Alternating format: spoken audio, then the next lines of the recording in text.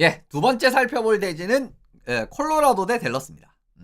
뭐 란타는 이야기가 좀 나올 수 있지만 란타네는 제가 봤을 때는 좀 메인 하나의 이야기거리 수준에서 조금 더 이제 이 어, 좀 향을 보태는 느낌, 음식에서 향을 조금 더 보태는 그런 느낌이라고 바라보셔야 되지 않을까라고 일단 개인적으로 생각을 하고 있어요. 일단 어쨌든 이제 댈러스 대 콜로라도가 또 한 번 만나게 되는 작년 2라운드에서 이제 만나 붙는 두제 서로 이제 붙는 그런 그림이 있었고 그 시리즈는 제 생각보다 조금 더 댈러스 쪽으로 기울면서 승리를 하는 그런 그림이어서 일단 어쨌든 직전에 작년에 뭐 만났을 때는 이제 댈러스가 좋은 기억이 있고 전반적으로도 댈러스가 사실은 콜로라도를 만났을 때 그렇게 플레이오프 때 좀 결국에는 재미를 보는 그림이 많았었죠.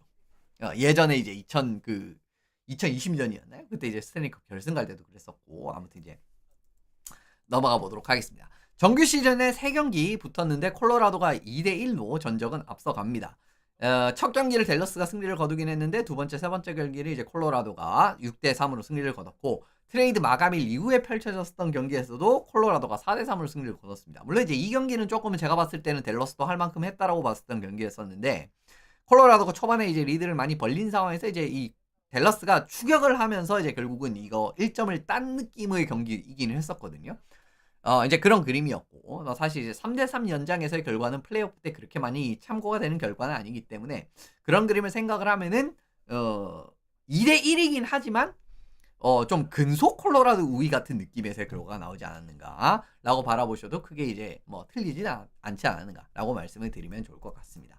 댈러스 대 콜로라도전에서 활약했던 선수는 와이엇 존슨 선수가 3경기에서 5어시스트로 활약을 했네요. 이제 그 과정 확인을 하실 수가 있고요. 로버트슨 선수 같은 경우에도 이제 3경기에서 3골 기록을 했고 맷 디셴 선수가 2골 2어시스트 그리고 마치먼트 선수가 2경기에서 2골 2어시스트 이제 부상으로 결정한 기간이 있었기 때문에 한 경기 못 나온 것 같네요.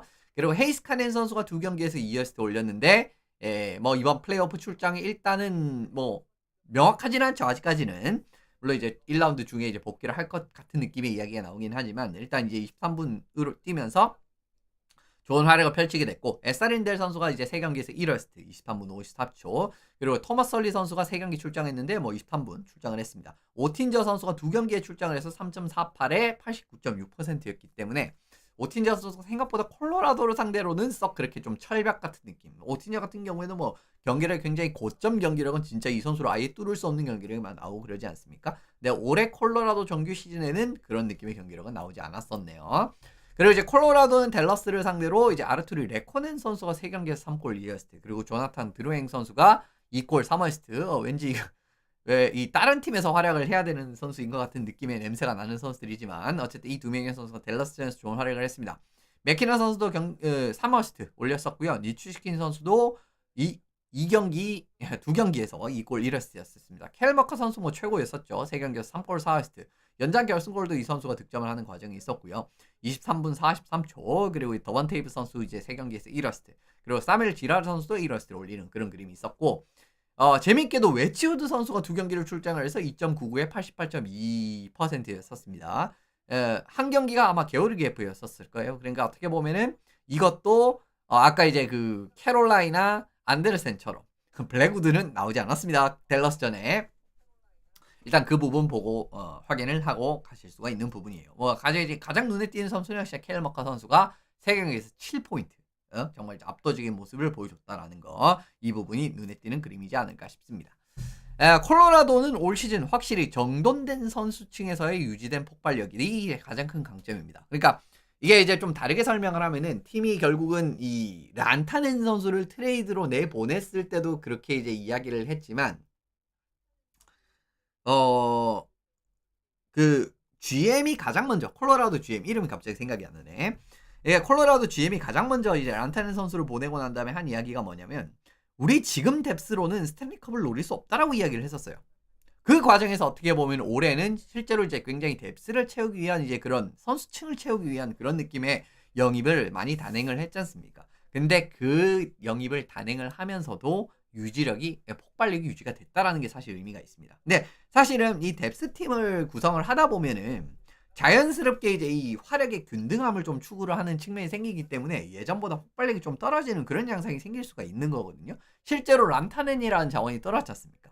그럼에도 불구하고 콜로라도에 이 폭발력적인 부분이 크게 이제 데미지가 없었다라는 거예요. 이제 그 부분 말씀을 드리게 되는 거고, 실제로 공격 영입 자원들이 굉장히 성적이 괜찮은 편이었습니다. 네차스 선수 같은 경우에도 30경기에서 물론 이제 이 첫 영입됐을 때 그런 느낌 정도의 페이스가 끝까지 유지가 되지 못했는데, 그래서 30경기에서 28포인트나 올렸고요. 그리고 이제 코엘 선수도 19경기에서 2골 11어시스트 13포인트. 그리고 넬슨 선수 같은 경우에도 6골 7어시스트를 올리는 그림이었기 때문에 지금 이제 굉장히 괜찮은 느낌으로 활용이 되고 있지 않습니까? 그죠? 네차스 선수는 기본적으로 1라인에 이제 뛰게 됐는데 거의 경기당 1포인트 가까운 느낌의 생산력이 나오고 있고, 코엘 넬슨 같은 경우에는 2라인, 3라인 수비되고 있는데 지금 보시면 뭐 13포인트 19경기에서 경기당 이제 0.5포인트 이상을 이렇게 찍어주는 그런 그림이 나오고 있기 때문에 영입자원들이 이제 기대만큼의 경기력이 성공적으로 나오고 있다라고 바라보셔도 좋을 것 같습니다. 그리고 여기에서 부상이 없었으면 이 선수들의 성적이 더 좋았을 거거든요. 레코넨 선수도 이제 69경기에서 27골 18어시스트, 그리고 리추시킨 선수가 43경기에서 21골 13어시스트이기 때문에 이 선수들도 경기 숫자가 많지 않음에도 불구하고 지금 20골 이상씩을 때려 박았단 말이에요. 이제 그런 그림이 있었기 때문에 결국 이 선수들도 부상이 없었다라고 하면 더 좋은 시즌이 나올 수도 있었다라는 거. 실제로 레코넨 같은 경우에는 뭐 35골 정도까지도 충분히 노려볼 수 있는 시즌이었고, 리추시킨 같은 경우도 마찬가지로 한 35골 정도는 기대를 할 수가 있겠죠. 그런 그림인데 올 시즌 NHL에서 4골 이상 기록한 경기 숫자가 가장 많은 팀이 콜로라도였습니다. 4골 정도라고 하면 굉장히 폭발력이 있다고 보는 경기였라고 봐야겠죠. 왜냐면 이제 NHL 어쨌든 뭐 가끔씩 경기당 4골씩 넣는 그런 팀들이 나오기는 하지만 기본적으로 한 3점대 한 중반 정도지 않습니까? 경기당 평균 득점이. 근데 이제 4골 넣었다라고 하면 굉장히 많은 골을 넣었다라고 할 수가 있는데 41경기에서 4골 이상 경기가 있었어요. 콜로라도가 시즌 절반에 해당하는 수치죠. 그리고 이제 댈러스, 템파베이, 워싱턴이 39경기이기 때문에 이런 과정에서도 이제 얼마나 활약적인 부분이 좋게 나타나는지 확인을 하실 수가 있는 부분이고요. 그리고 이제 팀 선수층이 안 좋아졌냐라고 하면 그렇지도 않은 게 10골 이상 기록한 선수 숫자를 보시면은 콜로라도가 몬트리올이랑 같이 12명을 보유를 하고 있습니다. 10골 이상 기록한 선수 숫자가. 그리고 이제 레인저스, 필라델피아, 시애틀, 베이거스, 위니펙이 11명인데 물론 이제 여기에 플레이오프 못 간 팀이라든가 좀 안 좋은 팀들이 많이 이제 포함이 돼 있기는 하지만 그래도 어쨌든 팀 뎁스가 그만큼 좋아졌다라고는 말씀드릴 수가 있는 부분이겠죠.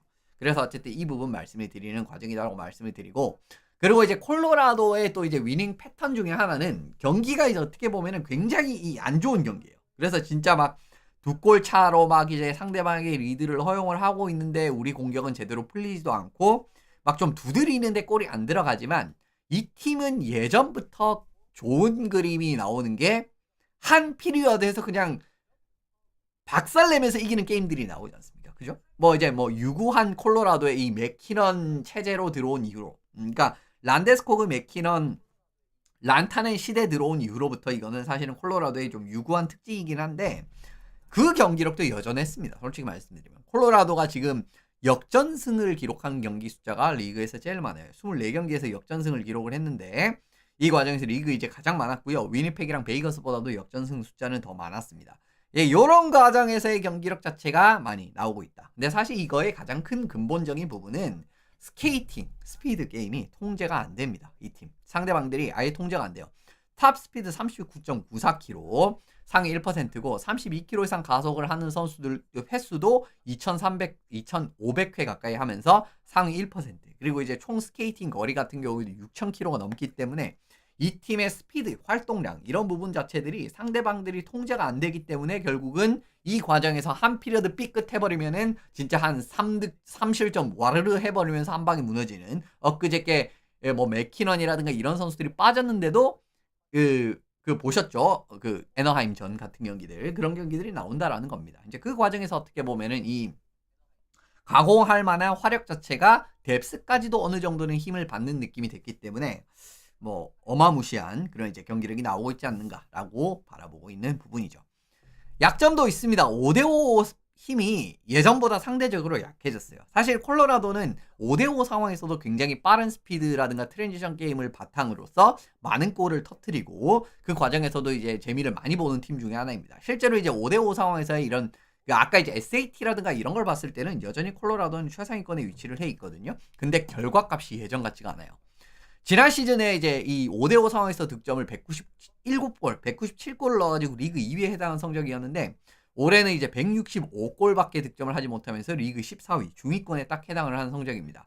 그런 과정에서 어떻게 보는지 5대5에서 이런 이제 결정력에서의 문제점이 좀 나오고 있다고 말씀을 드리는데, 지금 SAT나 USAT, 그러니까 이거는 아까도 말씀드렸지만 양적 운영을 얼마나 잘하는, 슈팅을 얼마나 많이 가져가는지, 예, 이 요거에 대한 부분이지 않습니까? 근데 이거는 이제 캐롤라이나랑은 달라요. 양상 자체는. 근데 이제 바라보시면 지난 시즌 SAT가 429, 그리고 USAT가 241, 둘 다 양수가 찍혔고, 이게 이제 리그에서 6위 7위에 해당하는 성적이었는데, 올해는 586, 427이기 때문에 오히려 몇 계단 더 올라갔습니다. 최상위권으로 올라갔습니다.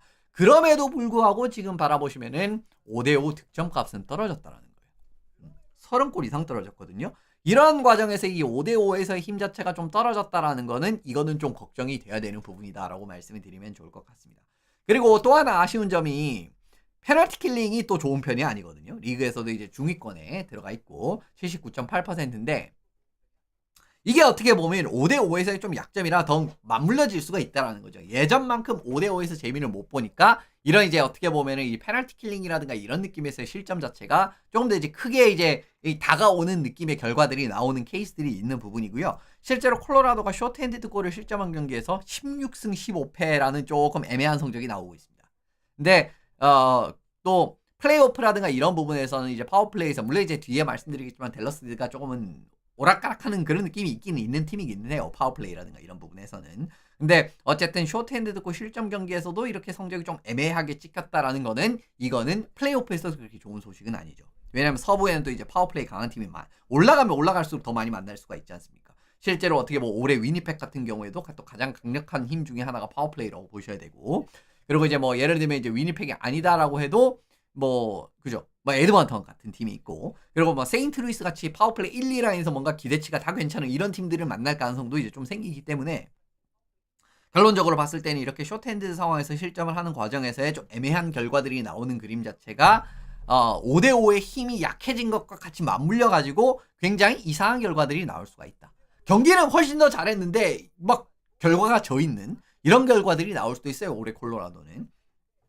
그런 과정에서 하나 확인하시고 넘어가면 좋을 것 같습니다. 마지막으로 활약이 필요한 선수는 맥킨지 블랙우드 선수가 아닌가라는 생각이 듭니다. 사실은 콜로라도가 블랙우드랑 웨지우드에 대한 굉장히 이 큰 기대에 부합하는 성적이 나오고 있고, 그리고 이제 둘 다 좀 만족스럽죠. 굉장히 이제 팬덤에서도 굉장히 이제, 물론 이제 그게 결국 이제 게오르기예프랑 안누넨이라는 걸 보다가 이제 이 선수들이 왔기 때문에라고 생각을 하는 부분인데, 가장 큰 변수는 이 선수들의 플레이오프 경험이 상당히 적다라는 거예요. 정규 시즌은 상당히 좋았습니다. 기대보다 훨씬 더 좋은 성적을 찍었어요. 근데 결국은 플레이오프 경험이 상당히 적다라는 거고, 이 선수들 통산 플레이오프 경기 숫자가 맥킨지 블랙우드 선수는 이번에 플레이오프 데뷔하고요. 이번 플레이오프에서. 그리고 웨지우드 선수는 3경기를 출장을 했는데 이 3경기가 선발로 출장한 경기가 한 경기도 없습니다. 그러니까 어떤 결과가 나올지 알 수가 없다라는 거죠. 그리고 하나 더 걱정이 되는 부분은, 그래도 이제 주전은 블랙우드로 가겠죠. 블랙우드 선수가 통산 4월 성적이 너무 안 좋아요. 통산 4월 성적이 4경기에서 올 시즌도 4경기에서 3.86에 86.6%가 나왔는데 통산 성적이랑 거의 수렴하는 값이 나와버렸습니다. 이건 사실 좀 걱정을 해야 되는 거거든요. 그러니까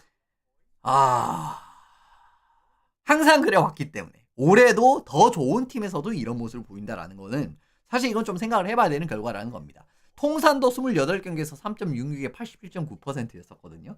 그러니까 이게 좀 걱정을 해야 된다라는 거예요. 그러니까 예를 들면 통산이 좀 안 좋은데 올해 좋았다라고 해도 이건 좀 걱정을 해야 되는데, 또 이게 더 좋은 팀에서 통산 값에 수렴을 하는 결과가 나와버렸기 때문에 이 부분에서는 이제 블랙우드 선수의 퍼포먼스 자체가 굉장히 중요하다라는 거죠. 왜냐하면 이제 5대5에서의 힘도 좀 떨어진 현재 상황이고, 쇼트핸드 상황이라든가 이런 부분에서도 좀 변수가 이제 생길 수 있는 그런 이제 콜로라도 현재 상황에서 골리까지도 이제 좀 허무한 실점을 하면서 이제 하게 된다라고 하면은, 아무리 폭발력에 받쳐주고 있고 공격에서는 예전 이상의 힘을 보여줄 수 있는 콜로라도라고 할지라도 더 많은 골을 실점하면서 이제 좀 털리는 그림들 많이 보셨지 않습니까, 우리? 그죠? 아주 가까운 예시로는 가장 최근에 에드먼턴 같은 팀이 있었죠, 그죠? 예, 그 베이거스 때 시리즈 기억나시죠? 파워플레이라든가 이런 데서는 꾸역꾸역 포인트를 챙기고 골을 넣고 막 그러면서 이기는 경기도 있긴 했지만 5대5에서 싹 털리면서 결국은 졌었잖아요, 그 시리즈. 골리에서도 결국은 또 구멍이 났었고. 그런 그림 저는 이번 시리즈에서 나올 가능성이 굉장히 크다라고 보고 있습니다. 근데 일단 어쨌든 그 과정에서 블랙우드도 아직은 플레이오프에서 검증이 안 됐다라는 측면까지도 하나 더 더해지는 거죠. 그래서 일단 어쨌든 콜로라도는 이런 불안감을 가지고 있다라는 거 말씀드리고 넘어가면 좋을 것 같습니다.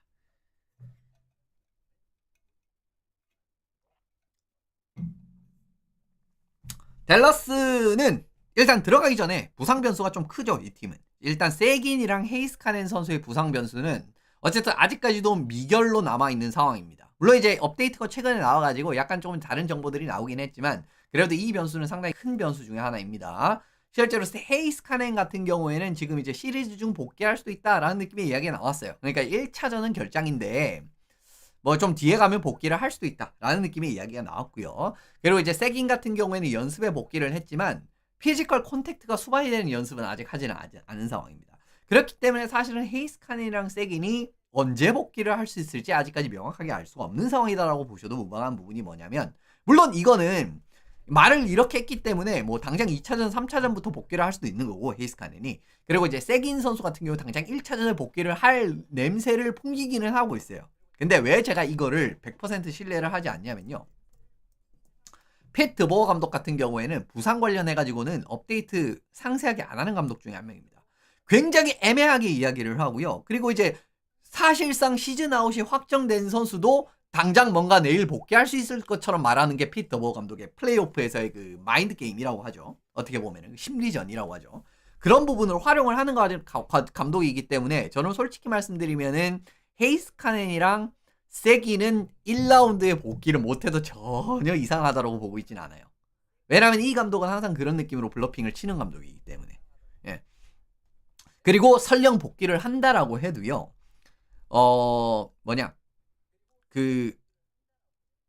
여전히 좀 데미지를 입은 상황일 가능성도 있다라고 생각을 합니다. 아니 어떻게 내부자가 이렇게 이야기를 하는데 그거를 왜 안 민다라고 이야기를 하십니까? 라고 하실 수 있어요. 근데 제가 이런 걸 너무 많이 봤기 때문이에요. 핏 드버 감독이 지휘를 하는 감독에서 이런 걸 너무 많이 봤기 때문에 이번에도 이거를 활용을 할 수 있다는 거 미리 말씀드리고 넘어가시면 좀 염두에 두시고 보시면 좋을 것 같습니다. 너무 많이 봐서 그래요. 이게 그냥 한두 년 그런 게 아니고요. 매년 거의 그런 느낌입니다. 핏 드버 감독 같은 경우에는. 그래서 이제 이걸 일단 말씀을 드리고 넘어가는 그림이고요. 댈러스의 가장 큰 강점은요. 조합에서의 플랜 B 유동성이 어마무시한 팀입니다. 그러니까 예를 들면 우리가 팀을 이렇게 꾸리다 보면은 메인이 되는 조합들이 있는 그런 그림이잖아요. 그러니까 1라인에 이제 이렇게 좀 붙박이가 되는 조합이 있고 2라인에도 붙박이가 되는 조합이 있고 그리고 댈러스 정도 되는 뎁스가 되는 팀이라고 하면은 3라인에도 좀 붙박이 같은 느낌으로 돌아가는 그 조합들이 있어요. 물론 이제 댈러스도 그게 없다라는 건 아닙니다. 근데 예를 들면 경기가 한번 좀 꼬이고 원하는 만큼 공격이 잘 풀리지 않고 이래버리면은 이 플랜 B로 빠르게 돌아가는 느낌. 뭐 축구에서 사실 그런 거 있지 않습니까? 전술에서의 이런 거. 그건 좀 전술에서의 이야기지만 축구는 사실 이제 교체 카드를 쓸 수 있는 게 좀 한계가 있기 때문에. 근데 이제 기본적으로는 이제 하키 같은 경우에는 이런 좀 플랜 B 같은 경우에는 굉장히 이제 쉽게 가져갈 수가 있기 때문에 근데 거기에 유동성 자체가 상당히 좋은 팀이에요. 그러니까 이건 역으로 이야기를 하면은 어떤 조합을 가져가도 어느 정도 이상. 물론 이제 기반이 되는 그 선수들이 있습니다. 라인별로 제가 이제 표현을 하는 이제 제 식으로 표현을 하면은 라인별로 핵심이 되는 그죠? 뼈대가 되는 선수라고 이제 제가 자주 이야기를 하는데 그런 선수들은 있어요. 1, 2, 3 라인마다. 근데 거기에 누구를 붙여도 사실 결과값이 생각보다 괜찮게 나오는 게 댈러스다라고 이제 바라보시면 좋을 것 같고 일단 대표적으로 이거는 시즌 중간에도 말씀드린 적이 있었죠. 댈러스 스타스의 작년부터 가장 좋은 라인은 마치먼트, 세긴, 듀셴 요 베테랑들이 꾸리는 이 라인입니다. 근데 이 라인이 사실 올해도 정말 초반에 정말 종횡무진 활약을 하긴 했었거든요. 마치먼트, 세긴, 듀셴 라인이 14골 만드는 과정에서 6실점밖에 안 했기 때문에 플러스 8 득점이었습니다. 근데 올해 이 라인에서 지금 듀셴, 세긴 선수가 엉덩이 부상으로 굉장히 길게 결장을 하고 아까 이제 앞서 말씀드렸듯이 올 시즌 솔직히 말씀드리면 복귀할 가능성 자체가 저는 그렇게 크게 믿음을 가지고 있지는 않거든요. 큰 믿음을 가지고 있지는 않아요. 근데 어쨌든 지금 이제 연습은 시작하니까 다행이긴 한데 일단 어쨌든 그리고 이제 뭐 기량이 100% 회복이 됐는지도 어쨌든 엉덩이 부상이라는 게 치명적이기 때문에 그런 것까지 포함을 해가지고 근데 그랄룬드 선수가 이 마치먼트 DCL 라인에 들어왔을 때 결과값이 그렇게 나쁘지 않았습니다. 물론 세긴 있을 때만큼은 아니에요. 근데 그래도 괜찮은 수준이죠. 뭐 공격에서는 13골이나 만들어냈고 그리고 뭐 실점이 좀 많기는 하지만 어쨌든 양수가 찍히고 있지 않습니까? 이런 그림에서 1차적으로 어쨌든 마치먼트 DCN이라는 뼈대가 남아있는 과정에서 그란룬드가 딱 들어왔음에도 불구하고 어느 정도는 이 세긴 선수가 있는 느낌이랑 거의 비슷한 느낌의 경기력이 나오는 국면이 있다라는 거죠. 근데 사실은 이것조차 만들어내기가 어려워요. 이것도 이제 제가 후토크 때 자주 말씀드린 내용이긴 한데 아다리가 굉장히 잘 맞는 라인 같은 경우에는 우리가 숫자로 따져보고 뭐 여러 가지 애널리틱으로 굴려봤을 때는 얘로 대체하면은 100% 대체가 될 것 같다라고 대체를 해가지고 전혀 대체가 안 되는 케이스들이 사실은 굉장히 많은 편이죠. 근데 이런 느낌으로 지금 이제 결과값이 나오는 것도 물론 이제 원래 조합만큼은 아니지만 이것도 사실은 괜찮은 편이다라고 바라보셔야 되는 부분이고요. 그리고 힌츠 로버트슨 조합 자체가 그 큰 틀이라고 보셔야 됩니다. 1라인의 큰 틀. 로버트슨 힌츠. 근데 로버트슨 힌츠도 누구를 갖다 붙여도 결과값이 괜찮게 나오는 편이에요. 이번에 란타넨이 이제 들어왔을 때 이제 주로 이제 활약하는 라인은 로버트슨 힌츠 란타넨 라인인데 9골 득점하면서 3실점 했습니다. 플러스 6. 근데 다도노프를 갖다 놔도 8골 득점하는 과정에서 6실점이니까 플러스 2. 양수가 찍히죠. 그리고 존스턴을 갖다 놔도 11골 득점을 하는 과정에서 10골을 실점을 하니까 이것도 양수가 찍힙니다. 그런 과정에서도 어떻게 보시면 이렇게 플랜 B로 딱 돌아가도 굉장히 어떻게 보면 괜찮은 조합들이 나온다라고 바라보셔야 되는 거고 마지막으로 3라인에는 벤이랑 존스턴이 어떻게 보면 좀 이제 메인 자원이라고 볼 수가 있는 부분인데 기본적으로는 벤, 존스턴, 다도노프 이렇게 나오거든요. 근데 이제 이게 뭐 12골 만드는 과정에서 11점 하면서 이제 플러스 2 양수가 찍혔잖아요. 근데 여기에 디시엔 선수가 내려온다라든가 이런 느낌으로 조금 다른 조합을 가져가도 결과값이 괜찮게 나와요. 지금 보시면 이제 9골 만드는 과정에서 4실점 했지 않습니까? 이런 그림에서 바라보셔도 댈러스 스타스라는 팀은 어쨌든 라인이 9개 탑 그러니까 1, 2, 3라인을 어떤 느낌으로 조합을 해도 굉장히 위협적인 결과를 도출을 할 수 있는 라인이에요. 팀이에요. 그런 그림에서 이제 어떻게 보면 이 공격에서의 또 상대방이 어떻게 대응을 해야 될지가 좀 막막한 그림들도 나오는 국면들이 자주 나오는 팀이기 때문에 강력하다라고 바라보셔야 되는 그림이고요. 5대5 상황에서의 득점은 리그에서 5위에 해당하는 득점이었습니다. 180골 득점을 했기 때문에 버펄로가 4위죠. 182골 득점을 했고 댈러스가 180골 5위 그리고 이제 LA 베이거스보다 더 많은 5대5골을 만들어냈습니다. 올해 댈러스가 이런 과정도 보시면 이 정말 여러 조합으로 가져감에도 불구하고 화력이 꾸준하게 유지가 되는 부분이 강점이다라고 말씀드릴 수 있지 않나라고 생각이 들고요. 뎁스적인 부분에서도 어떻게 보면 상당히 좋은 부분은 NHL에서 올 시즌 20포인트 이상을 두 번째로 많이 보유한 팀이 댈러스 스타스였었습니다. 15명 보유를 하고 있기 때문에 이거 리그 2위였었고요. 캡스가 가장 많이 보유를 했네요. 16명. 그렇기 때문에 이 정도로 뎁스까지도 살아있다라는 거고 란타넨도 캐롤라이나의 모습을 이제 훌훌 떨쳐버리고 물론 이제 뭐 아직까지 콜로라도의 모습까지는 나오지는 않고 있는데 19경기에서 5골 13어시스트 18포인트 거의 경기당 1포인트 페이스는 회복이 된 그런 그림이네요. 여전히 사실 란타넨의 활약이 썩 만족스럽지 않기는 하거든요. 근데 어쨌든 좀 생산력 자체는 좀 회복이 됐기 때문에 그런 부분 좀 다행이다라고 보는 게 맞는 것 같습니다. 근데 결국은 댈러스가 경기력에 좀 기복이 심한 부분이 공격에서 나올 때가 많아요. 그러니까 공격이 좀 꾸준하게 이렇게 이제 뎁스도 좋고 어떻게 보면 이제 공격에서 힘도 뭐 라인 조합도 괜찮고 하는 그림인데 좀 꾸준함이 부족해가지고 좀 애매한 그림이 나올 때가 있어요. 근데 그러니까 좀 유리한 경기를 해놓고 골이 안 터져가지고 그냥 이제 좀 질식사하는 그런 게임들이 사실 꽤 많이 나오는 편이죠 댈러스가.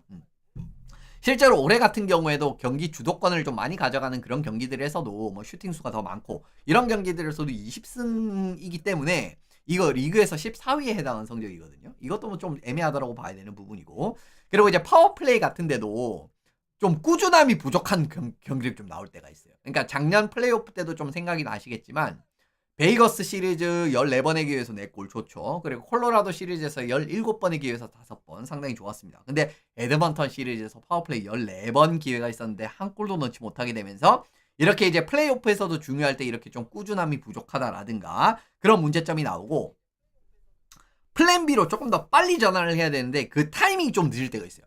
댈러스가 보면은 이제 팻 드보어 감독이 조금은 문제점이라고 봐야 되나? 그러니까 이게 라인 조합을 예를 들면 아까 이제 여러 라인 조합에서 좋은 결과값이 뽑히니까 플랜 B로 좀 예를 들면 이제 그 우리가 처음에 짜온 라인이 재미를 보지 못하는 그런 경기에서 조금 더 빨리 그러니까 이제 이 조합을 좀 빨리 변경을 하면은 어땠을까라고 싶은 경기들이 댈러스 경기들을 보면 좀 나오는 편이에요. 보면 예전에 베이거스 때도 그랬었고. 그래서 그 부분은 어떻게 보면 드보어 감독이 약간 문제점이라고 볼 수도 있는데 그거는 마찬가지로 이번 플레이오프에서 떠질 수가 있습니다. 그러니까 공격력이 조금은 터지지 않는 그림에서 플랜 B로 빠르게 전환하는 타이밍까지도 늦는 것들이 감독 선에서 자주 관측이 되는 그림도 있으니까 이런 이제 공격에서의 꾸준함이 더욱더 도드라지게 돋보이는 팀이 그런 그림들이 나오는 팀이 댈러스거든요. 이제 이 부분은 약점이 될 수도 있다는 거겠죠. 마지막으로 활약이 필요한 선수는 토마스 헐리 선수를 뽑았습니다. 이번 이제 캐나다 국가대표팀에서도 케일 머카 선수의 빈자리를 또 이제 이 좀 대타로 이렇게 이제 출장한 경기가 있었고, 그죠? 뭐 2경기를 출장을 했죠. 네, 헐리 선수의 활약이 필요하다고 생각한 이유가 뭐냐면 올해 헐리 선수는 작년만큼이나 좋았습니다. 77경기에서 16골 34어시스트 50포인트를 뽑았기 때문에 헤이스 카넨 선수의 부상 공백을 결국 이제 누가 확실하게 메울 것이냐라는 느낌에서 헐리가 이제 당연히 그 역할을 수행을 할 수 있다라는 걸 증명을 했거든요.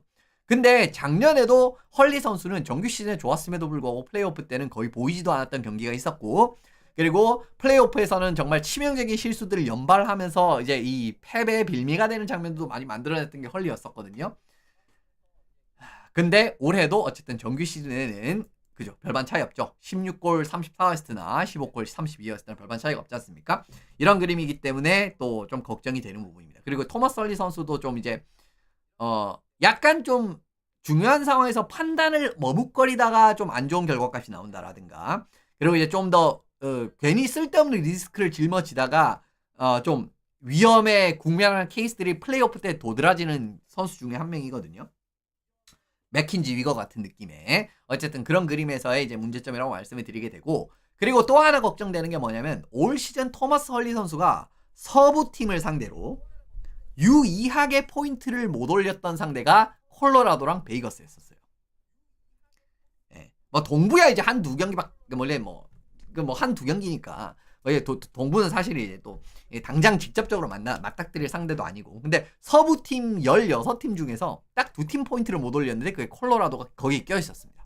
예. 이 부분도 이제 좀 걱정이 되는 부분인 거죠. 그러니까 가뜩이나 플레이오프에서도 조금 이제 안 좋은 모습을 보여줬었던 선수인데 콜로라도를 상대로 올 시즌 정규 시즌에 한 포인트도 올리지 못했다. 그리고 하나 더 변수가 뭐냐면은 지금 이제 룬드크비스트나 헤이스카넨 선수들이 결국 이제 부상으로 룬드크비스트는 시즌 아웃이고 헤이스카넨은 지금 부상이지 않습니까? 그죠? 그리고 솔직히 이제 뭐 당장 복귀할 것처럼 냄새를 풍기긴 했지만 그 장담할 수 없다라고 말씀드렸죠. 댈러스가 솔직히 말씀드리면 파워 운반 옵션이 굉장히 부족한 편이에요, 지금. 물론 이제 할 수 있는 선수들은 있죠. 뭐 덤바도 어느 정도는 할 수 있고, 그리고 이제 누구냐? 린델도 어느 정도는 할 수 있고, 근데 지금 어쨌든 헤이스카넨이 빠졌기 때문에 당장 헐리가 퍼군반을 효율적으로 해주지 못하고 이전처럼 턴오버 프로 모습 보여주면서 굉장히 치명적인 이제 이런 실수하고 실점하고 이런 느낌의 경기를 펼쳐지게 되면은 다른 선수가 이 경기를 풀어나갈 선수가 지금 없단 말이에요. 그것도 마찬가지로 이 지금 이제 헐리 선수가 잘 해야 되는 이유 중에 하나인 겁니다. 그러니까 예전 같은 경우에 사실 이제 작년에 붙었을 때는 헤이스카넨 선수가 진짜 케일 머커보다도 더 잘했단 말이에요. 작년에 플레이오프 때 서로 붙었을 때는. 근데 예를 들면은 올해 같은 경우에는 그런 느낌의 경기를 기대할 수가 없다는 거죠, 지금까지는. 물론 이제 그리고 이제 시리즈 중에 복귀를 한다라고 해도 기량이 살아있을지 없을지도 장담을 할 수가 없고, 왜냐면 부상을 달고 뛰는 상황일 수도 있을 거니까. 그런 여러 가지 변수들이 포함이 되기 때문에 올해 어쨌든 헐리 선수의 활약 자체가 상당히 저는 중요하지 않을까라고 보고 있습니다. 마지막으로 시리즈 예상을 드리면은요, 결국 작년이랑 저는 비슷한 양상으로 시리즈가 펼쳐질 것 같아요. 그러니까 작년과 같은 느낌의 경기가 펼쳐지지 않을까라고 생각이 드는 부분이거든요. 물론 뭐 전년 대비 해가지고 조금 더 좋아졌죠, 콜로라도는. 그러니까 뎁스적인 측면이 조금 더 좋아진 부분도 있고, 그럼 뭐 니추시킨도 복귀를 했고 하는 그림은 있지만 뭐 만만치 않게 어떻게 보면은 뭐 약점적인 부분도 여전히 있는 편이라고 생각을 하는 그림이고요. 그리고 결론적으로 두 팀이 전년 대비 해가지고 큰 폭의 스타일이 바뀌었다라든가 아니면 이제 주축 선수들 자체가 큰 폭으로 진짜 완전 대격변 같은 느낌으로 바뀌었다란지는 잘 모르겠습니다. 물론 이제 콜로라도는 뭐 골리들은 바뀌었고요. 근데 이제 바뀌었지만은 엄청난 경쟁력을 불어주기는 좀 그렇죠. 왜냐면 이제 예를 들면은 결국 이제 플레이오프에서 우리가 골리로서 차이점을 만들 수 있느냐 없느냐라는 걸 생각을 해봤을 때는 사실 콜로라도 그 정도로 좋아진 편은 아니잖아요. 그죠? 그리고 여전히 수비진에도 누구냐 지라르 같이 좀 턴오버 프론에 해당하는 선수들이 있는 편이고 그리고 뭐 뎁스가 좀 좋아지기는 했지만은 전반적으로 이제 팀이 공격을 끌어나가는 것 자체는 시스템이라든가 그죠? 그리고 이제 큰 폭의 틀 자체는 많이 바뀐 팀은 아니란 말이에요. 팀의 스타일 자체가. 근데 댈러스도 그거는 마찬가지죠. 감독이 바뀐 것도 아니고 스타일이 바뀐 것도 아니고 그리고 왜 저쪽도 좋아졌지만 전년 대비해서 그죠? 예를 들면 뭐 넬슨이라든가 이제 칭찬을 드렸던 일부 자원들 이쪽도 란타nen 들어와서 잘하고 있잖아요. 그런 느낌으로 따져보면 결국 이제 뭐 비슷하게 올라갔다라고 봐야 되는 부분이거든요. 그래서 결국은 좀 비슷한 느낌으로 나올 것 같아요. 작년이랑 진짜 비슷한 느낌이 나올 것 같습니다. 그리고 콜로라도의 그 이제 중간 내용에서의 말씀드렸던 부분에서 하나 더 이제 좀 다시 끄집어내면 경기를 주도권을 많이 슈팅이라든가 그리고 이제 확 몰아친 경기력이 나오게 되면서 주도권을 많이 가져갔을 때 콜로라도가 결국 이제 그 주도권을 한 번 잡았을 때 승기를 잡는 케이스들이 나온단 말이에요. 근데 주도권을 내줘도 댈러스는 좀 버티는 힘이 있는 팀입니다. 상대방에게 슈팅 허용을 더 많이 내준 경기에서도요. 댈러스는 올해 28승을 올렸거든요. 근데 이거 리그에서 2위에 해당하는 성적입니다. 그러니까 상대방이 주도권을 내주고 막 슈팅 막 좀 두드려 맞는 그런 경기가 나온다라고 할지라도 댈러스는 이걸 극복을 하고 이기는 팀을 이기거든요. 그런 과정에서 보셔도 또 조금 더 댈러스한테 힘이 좀 더 기우는 느낌이 되지 않을까라고 바라보는 부분이에요. 예. 그래서 결과적으로는 이번에도 마찬가지로 한 4대2 정도로 끝날 것 같습니다. 예. 4대2 정도. 작년과 마찬가지로 올해도 4대2 정도로 결국 시리즈가 마무리되지 않을까라는 생각이 들고요. 네. 그 과정에서 만약에 뭐 헤이스카넨이라든가 이런 선수들이 복귀를 하게 된다라고 하면은 더욱더 어떻게 보면 또 힘을 받을 수 있는 그런 그림이 또 나올 수도 있기는 할 것 같아요. 근데 어쨌든 한 4대2 정도가 나오지 않을까 싶고요. 작년과 굉장히 비슷한 양상으로 경기 자체들이 펼쳐지지 않을까. 그리고 이제 아까 말씀드렸던 대로 그 이제 쇼트핸디드 상황이라든가 이런 부분에서 조금은 흔들리는 그림 자체가 콜로라도가 나올 수가 있는 그림인데 작년에 그것도 잘 공략을 했지 않습니까? 아까 보셨죠? 그죠? 그 파워플레이 데이터 아까 보셨지 않습니까? 작년 플레이오프. 그런 부분까지 생각을 하면은 결과적으로는 좀 비슷한 결과값이 나올 거라고 보기 때문에 댈러스가 4대2로 다음 라운드에서 그죠? 위니펙을 아마 만날 것 같기도 한데 위니펙을 아마 만나지 않을까 그런 생각을 말씀을 드리면서 오늘 내용은 마무리 지어보도록 하겠습니다.